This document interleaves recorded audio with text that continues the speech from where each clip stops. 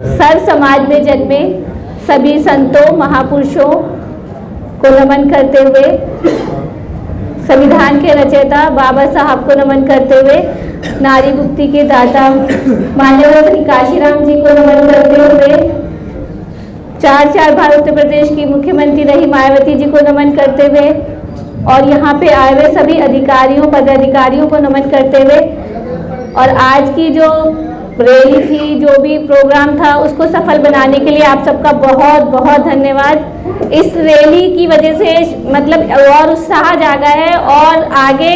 इस बहुजन समाज पार्टी को ले जाने के लिए मेरे मन में, और आप सब मेरा पूरा सहयोग देंगे। इसी के साथ में नमस्कार। सभी संतों गुरुओं को नमन करते हुए 21वीं सदी के महानायक सोती कौम को जगाने वाले माननीय काशीराम जी के चरणों में श्रद्धा के सुमन अर्पित करते हुए, संसद की श्रेणी करोड़ों दलितों के मसीहा परम पूज्य बाबा साहब के चरणों में नतमस्तक होते हुए,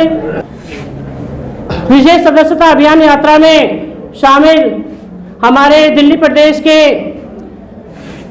प्रदेश और हरियाणा के राष्ट्रीय कार्यकारिणी सदस्य मान्यवर सीपी सिंह जी, हमारे दिल्ली प्रदेश के अध्यक्ष मान्यवर लक्ष्मण जी, हमारे दिल्ली प्रदेश के प्रभारी इंजीनियर सतीश चौधरी जी, और मंच पर विराजमान मुख्य जोन कोऑर्डिनेटर चमन कुमार एडवोकेट जी, दूसरे जोन कोऑर्डिनेटर हमारे मान्यवर कमल सिंह जी, तीसरे कोऑर्डिनेटर विनोद भास्कर जी, और इस जिले के अध्यक्ष जुगल जाटव जी, विधानसभा अध्यक्ष बलवंत जी, और विधानसभा के प्रभारी भाई धर्मेंद्र जी, और मंच पर हमारे इस वार्ड के भाई रफेल जी,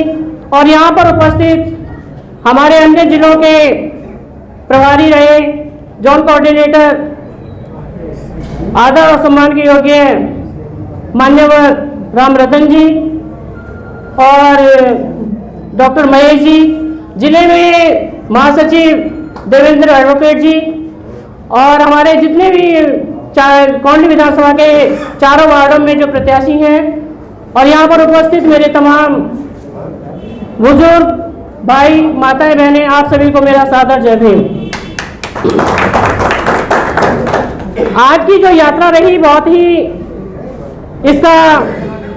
पॉजिटिव रिजल्ट रहा। लोगों में संकेत गया कि बहुजन समाज पार्टी भी अब कुछ करने जा रही है और निगम में ही अपना परचम लहराकर रहेगी। ये जागृति लोगों में फैल गई है और सभी लोग हमने जैसे भी हम यात्रा में निकल रहे थे, सभी लोगों ने हमें पॉजिटिव संकेत दिया, सभी ने हाथ जोड़कर अभिवादन भी किया, हमने भी उनको अभिवादन किया। तो ये सब हमारी शुभ संकेत जाता है कि हम निगम में अपना परचम जरूर लहराएंगे। और यहाँ पर हमारे जितने भी माताएं बहनें हैं और भाई हैं, हमारे बुजुर्ग हैं, आप सभी ये जानते हैं कि ये जो वोट का अधिकार हमें जो मिला है, आने वाले निगम के चुनाव में जब वोट डालेंगे तो ये वोट का अधिकार हमें ऐसे ही नहीं मिला। इसके लिए हमारे परम पूज्य बाबा साहब को अपनी 4 संतानों को खोना पड़ा। अपनी 4 संतानों को कुर्बानी देने के बाद हमें वोट का अधिकार मिला था,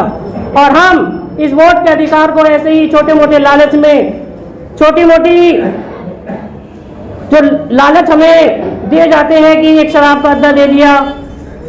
उसकी पत्नी के लिए साड़ी दे दी, पैसे दे दिए, उन लालच में हम उसको बेच देते हैं। तो इस वोट के अधिकार की कीमत आपको पहचाननी है। और मैं गरौली वार्ड से 006 से प्रत्याशी के रूप में आप सबके सामने हूँ। अगर मुझे प्रदेश के द्वारा मौका मिलता है अपने वार्ड को, जब भी मुझे प्रत्याशी के रूप में यहाँ से चुना जाएगा, तो मैं आप सबको आश्वासन दिलाना चाहती हूँ कि आने वाले निगम के चुनाव में भारी बहुमत से जिताकर मैं बहन जी की झोली में वो डालने का काम करूँगी। और ये तभी संभव हो सकेगा जब आप सभी हमारे साथ पूर्ण सहयोग से हमारे साथ काम करेंगे और अपने वोट को सही कीमत, सही झोली में डालेंगे, यानी कि हाथी के चुनाव पर आप अपना वोट जो है देंगे। और इसके साथ ही मैं अपनी बहनों को ये कहना चाहती हूँ कि हमारी जो हिंदू कोड बिल बाबा साहब ने जो हमें दिया था, उसमें हम माताओं बहनों के लिए जो अधिकार दिए हैं, जो हमें मान सम्मान मिला है, ये हिंदू कोड बिल की वजह से मिला है। हमारी माता बहनें नहीं जानती कि हमें नारी जाति को कितना तुच्छ समझा जाता था, यहाँ तक कि उनको पैर की जूती समझा जाता था, उनको पहनने ओढ़ने का अधिकार नहीं था, उनको मान सम्मान नहीं मिलता था। जब उसके पति की मृत्यु हो जाती थी तो उसके साथ ही उसको सती करा दिया जाता था। लेकिन धन्य हो बाबा साहब जिन्होंने नारी जाति को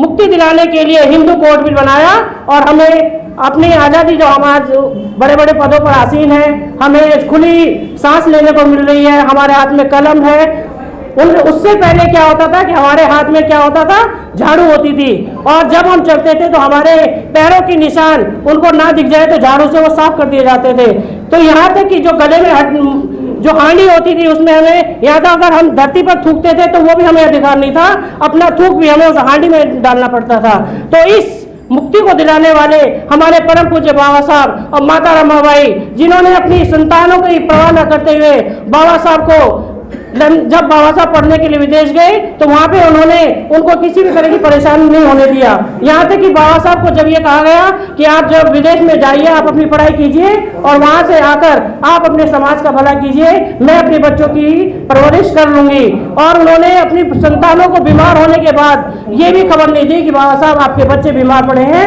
आप वापस आ जाइए। लेकिन ऐसी माता रमाबाई को हम धन्य मानते हैं कि आज हम उनकी संतान, उनके त्याग को भूलकर छोटे छोटे लालच में और अपनी देवी देवताओं को पूजने में लगे हुए हैं। हमारे देवी देवता तो हमारे बाबा साहब हैं, मान्यवर काशीराम है, और हमारी जीती जागती देवी बहन कुमारी मायावती जी है, जिनके कदमों पर चलकर हम अपने समाज का भला कर सकते हैं। और इसीलिए मैं आप सभी से गुजारिश करती हूँ कि आने वाले चुनाव में हाथी के चुनाव पर हाथी के निशान पर बटन दबाकर भारी बहुमत से सदन में भेजने का काम करेंगे। इसी उम्मीद और आशा के साथ सभी को मेरा सादर जय भीम। नमस्कार। आज का प्रोग्राम आप सभी ने मिलकर सफल बनाया। उसके बाद मैं कहना चाहता हूं कि यहाँ पे जो मंचासीन हमारे पदाधिकारी हैं, कोई भी ऐसा व्यक्ति नहीं है जो परिचय का मोहताज है। मैं सभी को सम्मान देता हूँ, आदर देता हूँ समय सीमा को देखते हुए। बस यही कहना चाहूँगा कि कोंडली विधानसभा का जो ये हमारा सदस्यता अभियान है, इसको हम सभी को मिलकर एक एक करके आगे बढ़ाना है, एक एक आदमी जोड़ना है। इस चीज़ को समझते हुए कि दूसरी विपक्षी पार्टियां भी इस चीज़ में लगी हुई हैं, हमें उन्हें समझाना है कि बहुजन समाज पार्टी के सदस्य क्यों बने और बहुजन समाज पार्टी को वोट क्यों दें। और इसी को कहते हुए मैं अपनी बात विराम देता हूँ। बस जय भीम, जय भारत।